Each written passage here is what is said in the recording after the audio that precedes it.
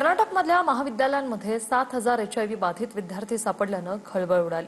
त्यामुळे कर्नाटक सरकारनं महाविद्यालयांमध्ये आरोग्य तपासणी मोहीम राबवण्याचा निर्णय घेतलाय। पाहूया।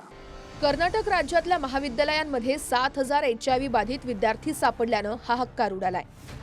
आकडेवारीनुसार 18 ते 35 वयोगटातल्या तरुणांमध्ये HIVचा संसर्ग वेगानं वाढतोय। 2023-24 मध्ये या वयोगटातल्या बाधितांची संख्या 44,500 इतकी होती।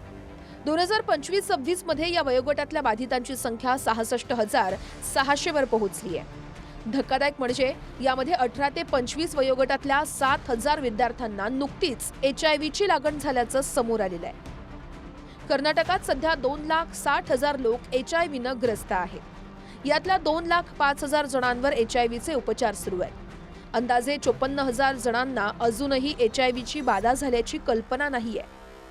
राष्ट्रीय एड्स नियंत्रण संघटनेच्या एका अहवालानुसार HIV बाधितांच्या संख्येत कर्नाटक देशात 3ऱ्या क्रमांकावर आहे। तरुणांमध्ये वेगानं पसरणाऱ्या HIV संसर्गाच्या पार्श्वभूमीवर कर्नाटक सरकारनं एक मोठं पाऊल उचललंय।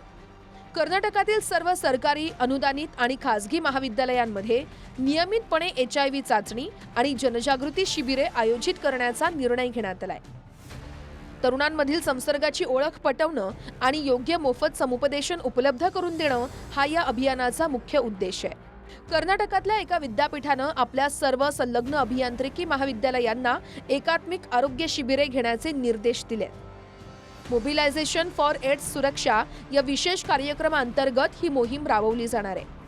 विद्यार्थ्यांची ओळख आणि तपासणी अहवाल पूर्णपणे गुप्त ठेवला जाणार आहे। कोणतीही HIV चाचणी सक्तीची नसेल, ती पूर्णपणे विद्यार्थ्यांच्या संमतीवर अवलंबून असेल। विद्यार्थी कॅम्पसमध्ये लावलेले QR कोड स्कॅन करून स्वतःच्या जीवनशैलीनुसार संसर्गाचा जोखीम अंदाज लावू शकतील। जुलै 2026 पासून पुढील 8 महिने टप्प्याटप्प्याने हे अभियान चालवलं जाणार आहे। 12 ऑगस्टला पथनाट्य आणि सांस्कृतिक कार्यक्रमांद्वारे जनजागृती केली जाणार आहे। कर्नाटकातल्या वाढत्या HIV प्रसाराची परिस्थिती गंभीर बनली आहे। विशेषतः तरुणांमध्ये वेगाने पसरत चाललेल्या प्रसारामुळे चिंता आणखी वाढली आहे। Bureau report, TV9 Marathi.